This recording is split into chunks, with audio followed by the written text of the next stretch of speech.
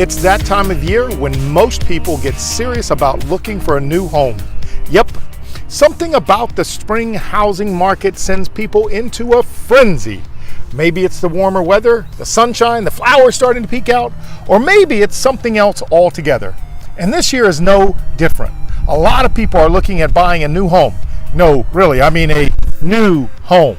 Hi, Big Lloyd Dotson here, and today we're looking at buying a new construction home on this edition of Just Ask Big.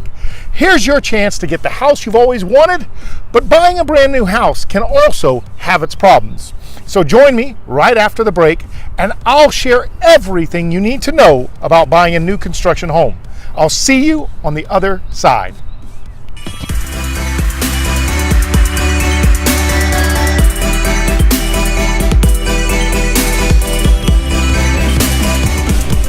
Well, welcome back. So glad you joined me. So before the break, I said I would share everything about new construction homes and their builders and things to look out for. So let's make it happen.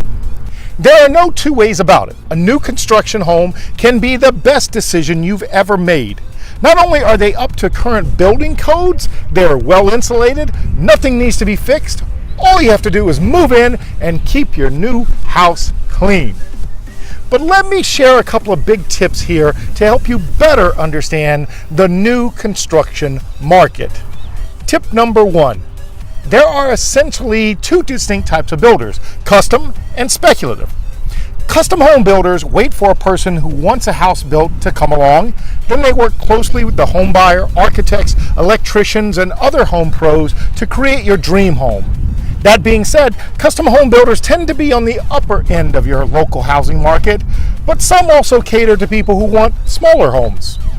Speculative builders, on the other hand, also known as production builders, well, they build a bunch of houses and hope someone will come to buy them. These folks are generally responsible for creating whole neighborhoods out of thin air.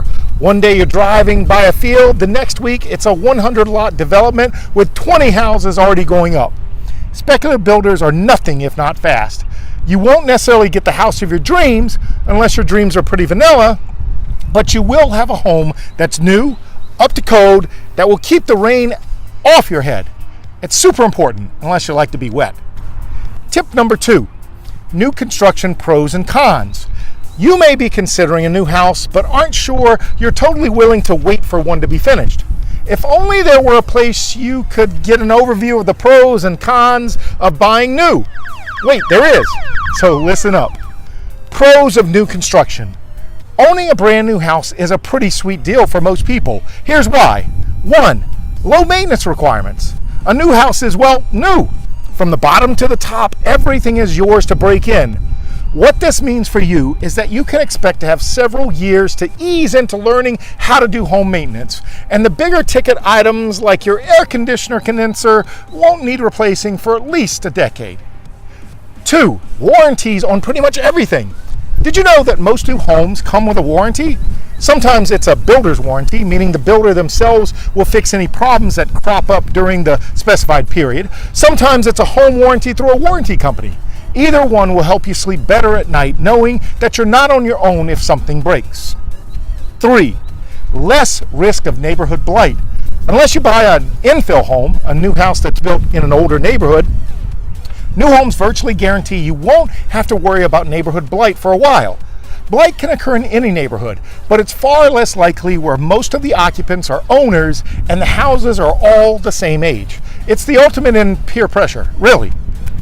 4. It's a blank canvas. Your new home has never been lived in by anyone ever.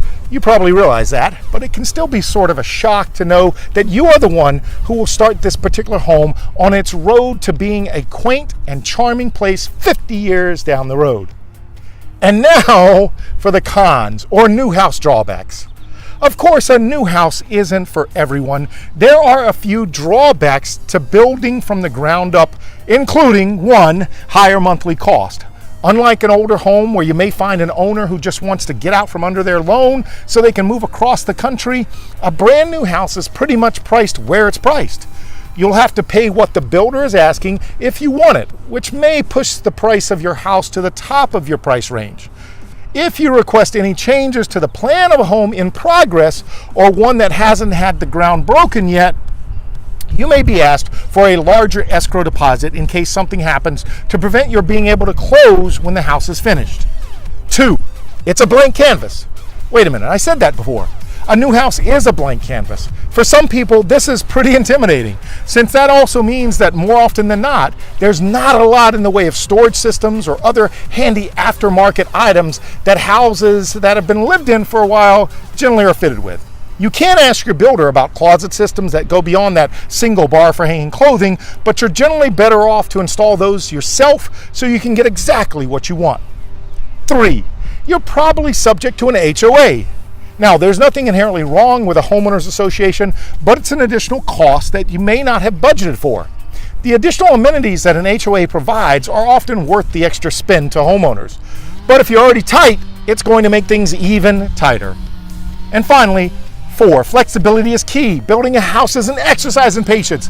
Sure, you think you're going to be able to move in on February 1st, but sometimes things get in the way and construction is delayed. You'll need to be flexible. Otherwise, you'll drive yourself crazy trying to guess when you'll have those keys in your hand. So after all that, still want that new home? The bottom line is this. When it comes down to it, this is a big decision. If you think a new home is for you, make sure to reach out to your realtor, as they can definitely steer you in the right direction and recommend some great home builders in your area to work with and get you into your new home.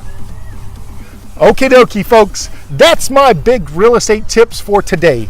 If you'd like to learn more educational information on buying and selling real estate, make sure to watch my other Just Ask Big videos. Or if you want to have me help you personally with the buying or selling of real estate, feel free to message me directly. Or you can contact me toll free at 833-ASK-BIG. That's 833-ASK-BIGG. For those that just want the little digits on the phone, that's 833-275-2444. And last but not least, make sure to visit my website at BiggResultsRealEstate.com. Okay, thanks for watching, and that's our episode for today. I appreciate joining me on this sunny day, and as always, remember, be bold and think big.